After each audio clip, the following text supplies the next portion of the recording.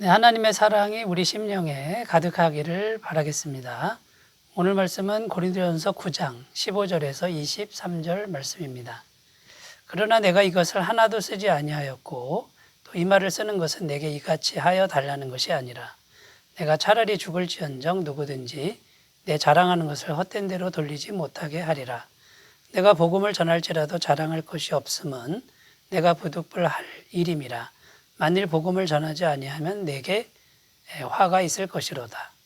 내가 내 자의로 이것을 행하면 상을 얻으려니와 내가 자의로 아니한다 할지라도 나는 사명을 받았노라. 그런즉 내 상이 무엇이냐? 내가 복음을 전할 때에 값없이 전하고 복음으로 말미암아 내게 있는 권리를 다 쓰지 아니하는 이것이로다. 내가 모든 사람에게서 자유로우나 스스로 모든 사람에게 종이 된 것은 더 많은 사람을 얻고자 함이라. 유대인들에게 내가 유대인과 같이 된 것은 유대인들을 얻고자 함이요 율법 아래 있는 자들에게는 내가 율법 아래 있지 아니하나 율법 아래 있는 자같이 된 것은 율법 아래에 있는 자들을 얻고자 함이요 율법 없는 자에게는 내가 하나님께는 율법 없는 자가 아니요 도리어 그리스도 율법 아래에 있는 자이나 율법 없는 자와 같이 된 것은 율법 없는 자들을 얻고자 함이라. 약한 자들에게 내가 약한 자와 같이 된 것은 약한 자들을 얻고자 함이요 내가 여러 사람에게 여러 모습이 된 것은 아무쪼록 몇 사람이라도 구원하고자 함이니 내가 복음을 위하여 모든 것을 행함은 복음에 참여하고자 함이라. 아멘. 네, 오늘 본문 말씀 중에 23절을 다시 한번 읽어보면요. 내가 복음을 위하여 모든 것을 행함은 복음에 참여하고자 함이라. 사도 바울이 자신의 사도권을 변호하면서 이렇게 이제 말씀을 한 것이죠. 바울은 자기 자신을 가리켜서 복음을 위하여 모든 것을 행하는 사람이다. 이렇게 스스로 이렇게 자기 자신을 설명했습니다. 그러니까 복음을 위해 모든 것을 행한다 이 말은 바울에게 있어서 복음이라고 하는 게 인생의 전부라는 겁니다.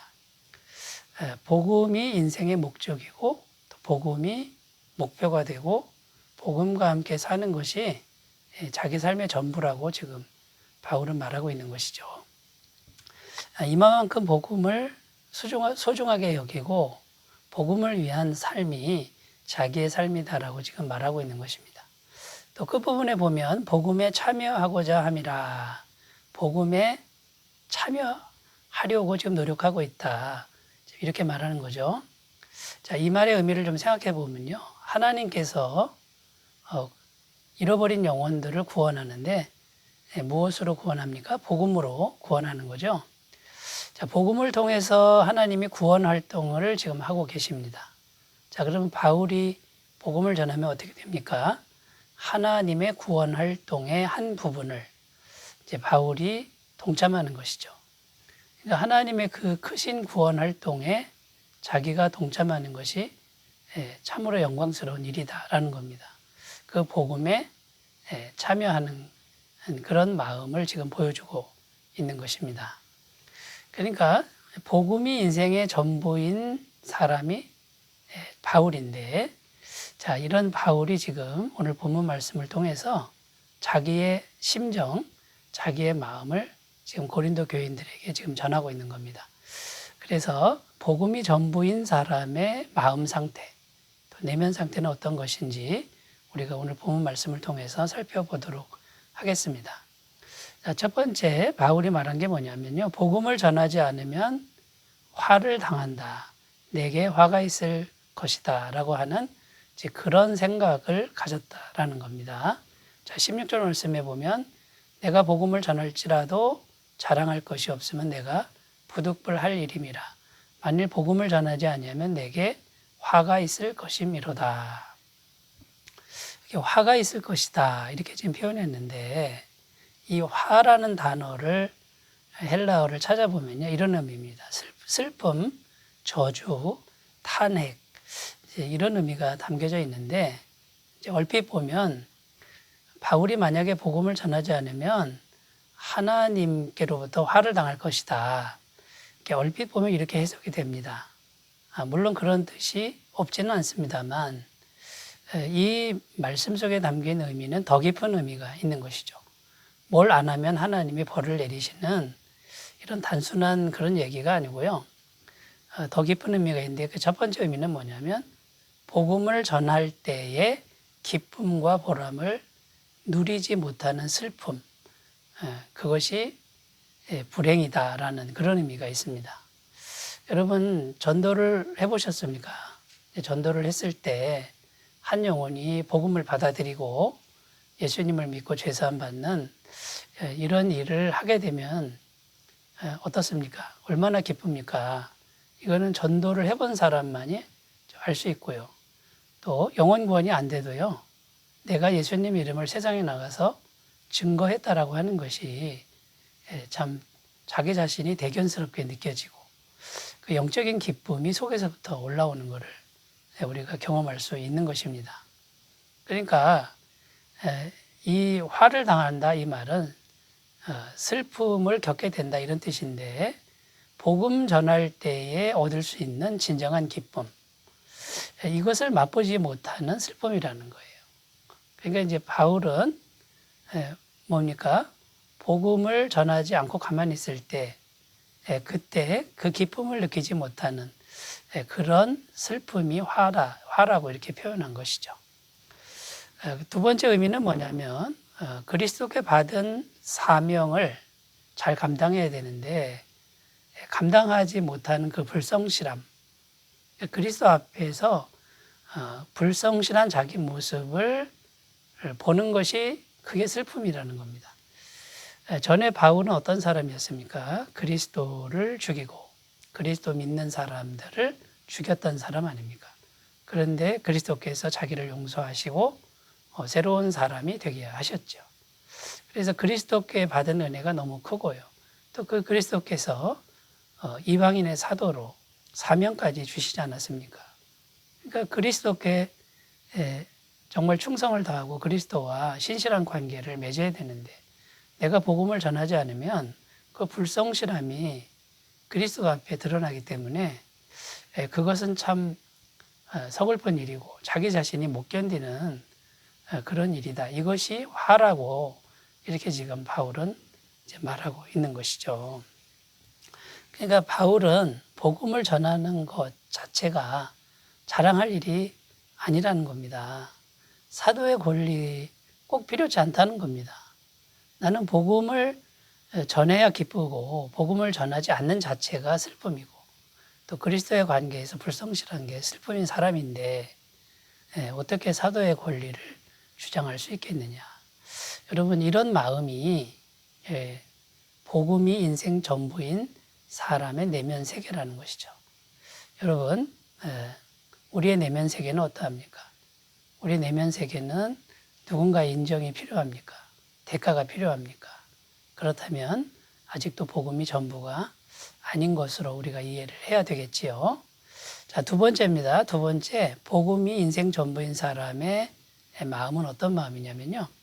값없이 복음을 전하는 것을 기쁨으로 아는 이제 그런 마음이라는 겁니다. 자, 18절 말씀해 보면 그런즉 내 상이 무엇이냐? 내가 복음을 전할 때 값없이 전하고 복음으로 말미암아 내게 있는 권리를 다 쓰지 아니하는 이것이로다. 자, 여기 보면 상이라 이렇게 나오는데 이 상은 나중에 천국에 가서 하나님께 상 받는 그런 의미가 조금 들어 있습니다. 그러나 여기도 역시 더 깊은 의미가 있는데 상이라는 건 뭐냐면 진정한 기쁨, 진정한 보람 이런 의미라는 것이죠. 그러니까 복음을 전할 때 진정한 기쁨, 진정한 보람이 있다. 이것이 내 상이라는 것인데 사도 바울은 값없이 복음을 전하는 거죠. 사도의 권리를 주장하지 않고 값없이 복음을 전할 때에 그 복음이 순수하게 전해질 때 얼마나 기쁜지 아십니까? 얼마나 보람된지 아십니까? 자, 이런 심정으로 지금 말하고 있는 겁니다. 그러니까 어떻게 해서든지 복음이 조금이라도 손상되지 않도록 하는 그 복음을 향한 간절한 마음, 이것이 사도 바울의 마음이라는 거죠. 그래서 사도의 권리를 전혀 쓰지 않고 한 푼도 받지 않고 복음만을 전하는 이제 이런 모습을 보여주고 있다라는 것이죠. 당시 복음 전파자들은 살해를 당당히 요구했고요. 대가를 받았습니다. 그래야 되는 줄 알았죠. 그래도 괜찮은 거긴 하지만 바울은 전혀 그러지 않았다는 겁니다. 그것 때문에 고린도 교인들이 뭔가 자신이 없나 보다, 사도가 아닌가 보다라고 비판을 받았습니다만, 그렇다고 해서 바울이 다시 태도를 바꿀 생각은 전혀 없는 것이죠. 여러분, 우리가 이제 복음에 대해서 좀 생각을 해봐야 되는데, 사도 바울, 복음이 전부인 사도 바울의 마음 세계는 조금도 복음이 손상되지 않고 순수한 복음이 전해지도록 하는 그 중심밖에 없다는 겁니다. 여러분, 우리는 복음을 어떻게 대하고 있습니까?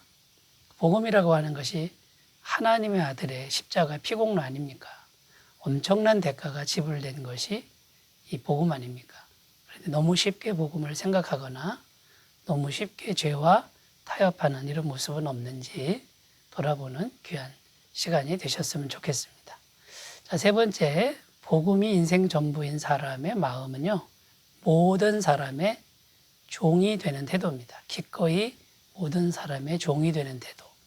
19절 말씀에 내가 모든 사람에게 자유로우나 스스로 모든 사람에게 종이 된 것은 더 많은 사람을 얻고자 함이라. 자, 여기서 말하는 종은 그냥 시키는 대로 기계적으로 움직이는 종을 말하는 게 아닙니다. 이건 무슨 말이냐면요. 복음 전도를 위해서 그 사람에게 가서 그 사람 상황에 맞게 자기를 낮추어서 그 사람의 친구가 되는 것. 이것을 종이 된다라고 표현을 하는 것이죠. 그러니까 복음 전도를 위해서 율법 있는 사람들에게는 자기는 율법 없는 사람이지만 율법이 있는 사람처럼 자기를 낮추는 것이고요. 약한 사람들에게는 자기는 약하지 않지만 약한 사람들처럼 돼서 다가가서 친분 관계를 맺고 복음을 전하기 위해서 이런 관점에서 종이 되었다라는 것이죠. 여러분, 기꺼이 종이 된다 이 말은 그 사람 눈높이로 내려가는 것입니다. 예수님께서 하늘 영광 버리고 이 땅에 우리의 눈높이로 내려온 것과 같은 것이죠.